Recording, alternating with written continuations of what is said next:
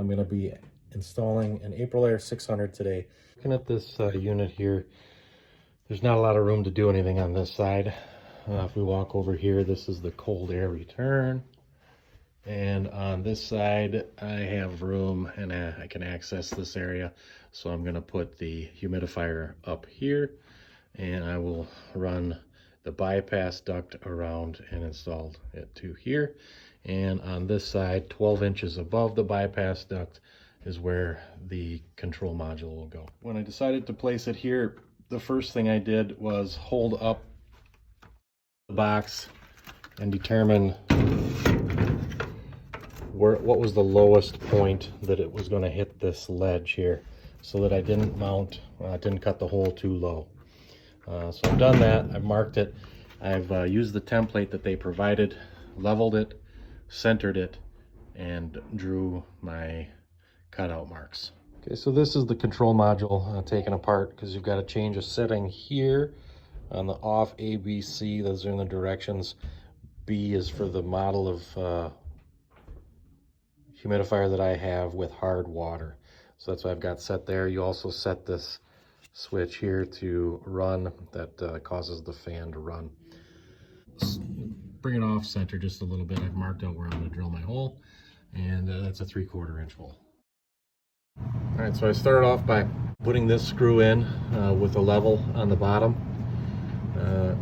Then after I got it leveled, I held it in place, and I placed this screw in the center so that I still have some room to move up and down to make sure it stays level if I need to make any adjustments.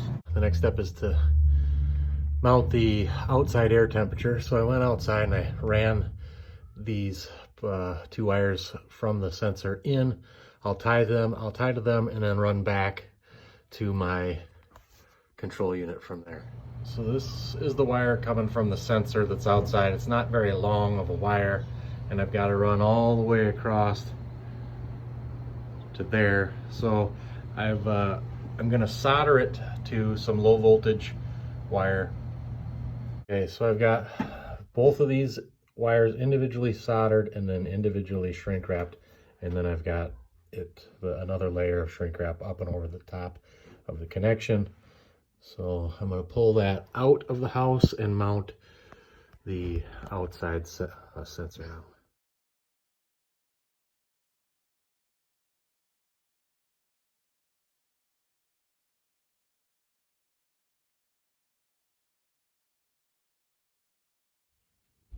Okay, so that's the outside sensor is now wired into ODT.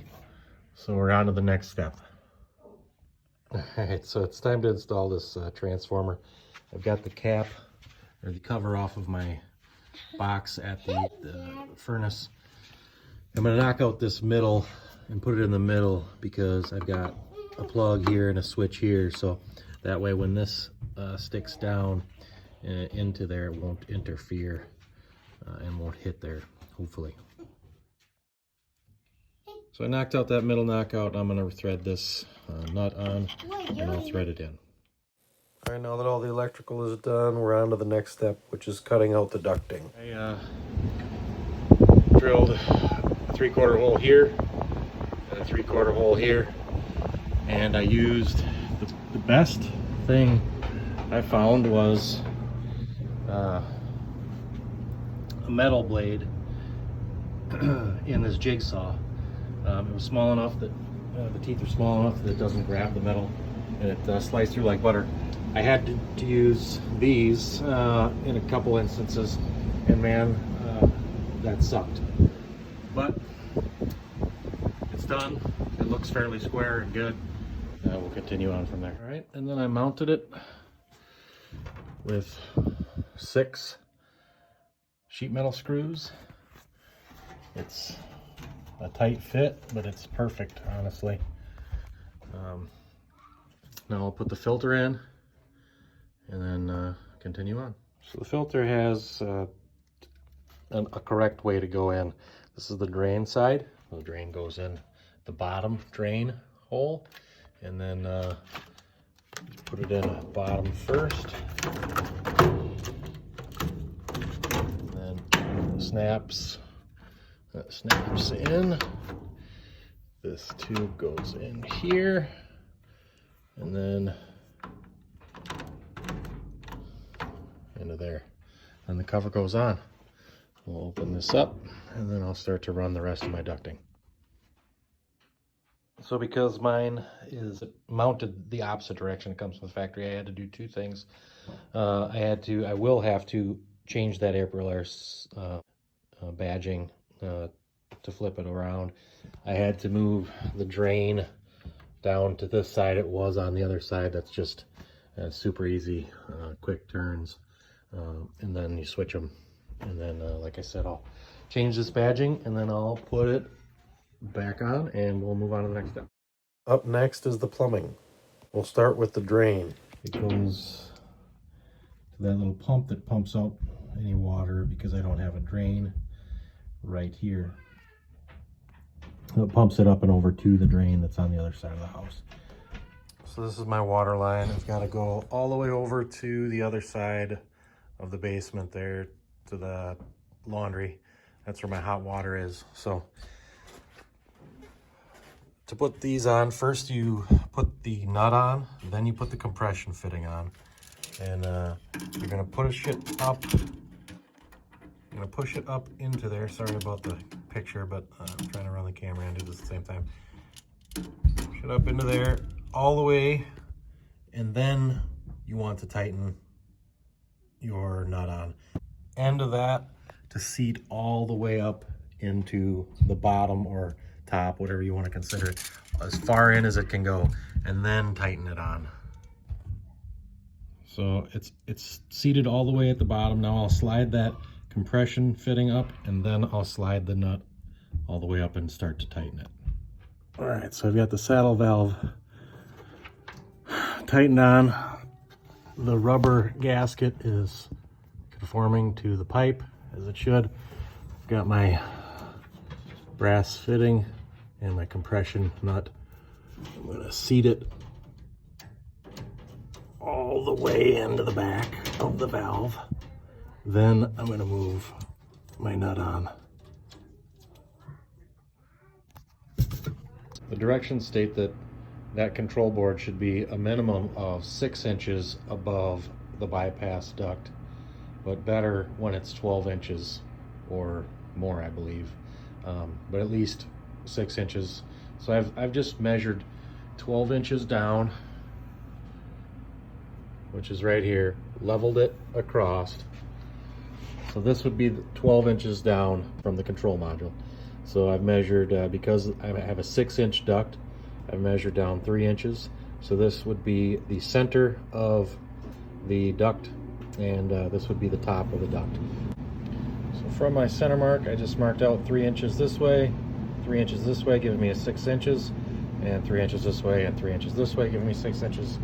And I used this elbow as a template and just drew around it. And then once I cut that open, this will go inside, and I'll bend these tabs on the inside, holding it in place, and then I'll seal it, obviously. And then that'll be my connecting point. There it is. I just cut a 3/4 inch hole with the hole saw. Used the jigsaw with a metal blade on it. Made the cut. Pretty much went through like butter. Make sure you wear an eye protection, as small metal shavings fly everywhere. All right, so then this piece will go inside here. These will get bent out.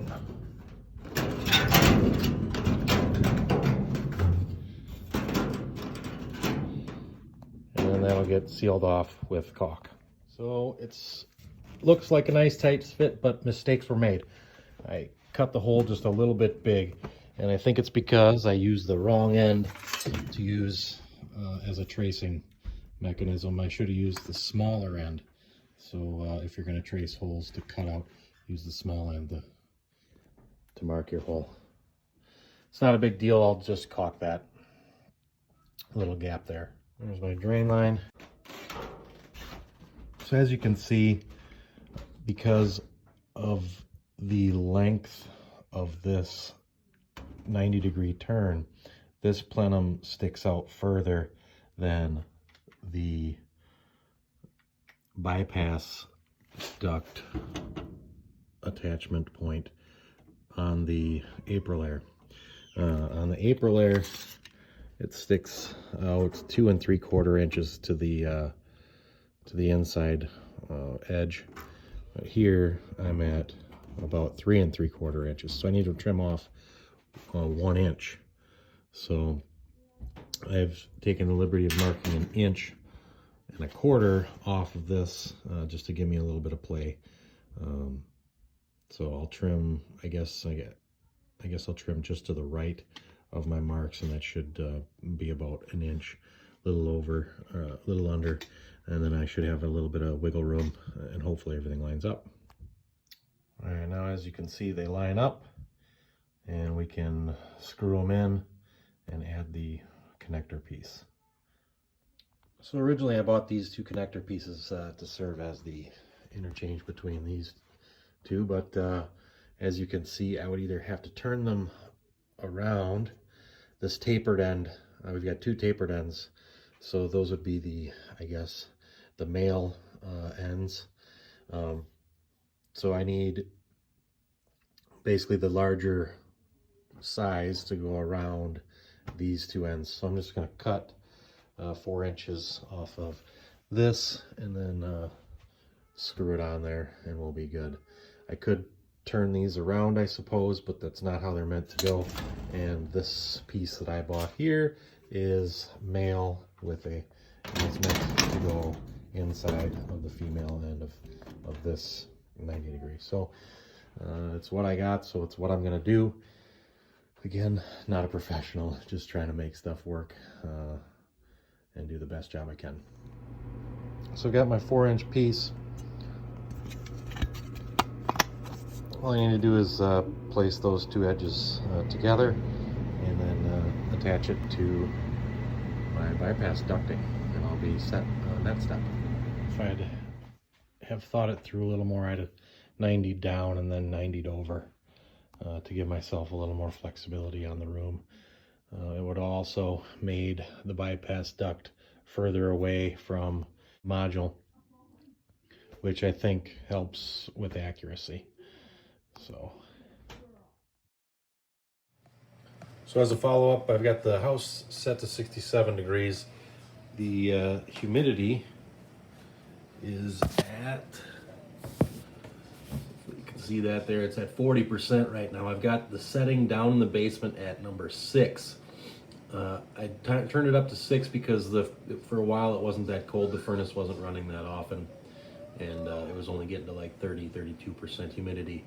But with the furnace running more often, and I also do have the fan on constant run, it's gotten the humidity up to 40%, so I'll probably go back down and dial it down to like a 5 or a 4.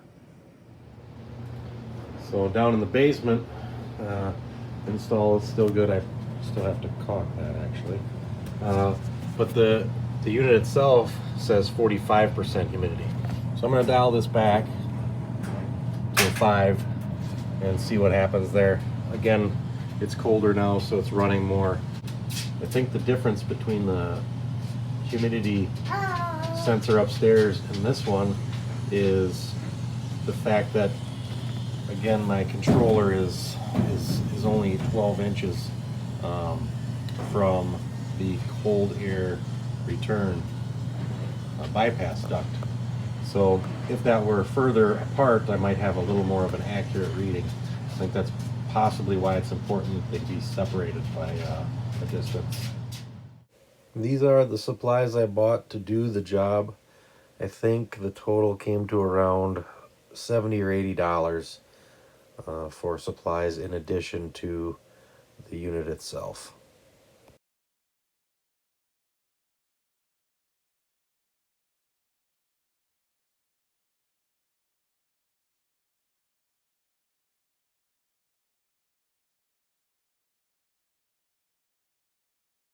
I bought this 5-stranded wire. I bought 50 feet of it, and I used all 50 feet, but I could have gotten away with 2-strand, and I wish I would have bought 2-strand, to tell you the truth. I hope this video has helped you, and good luck.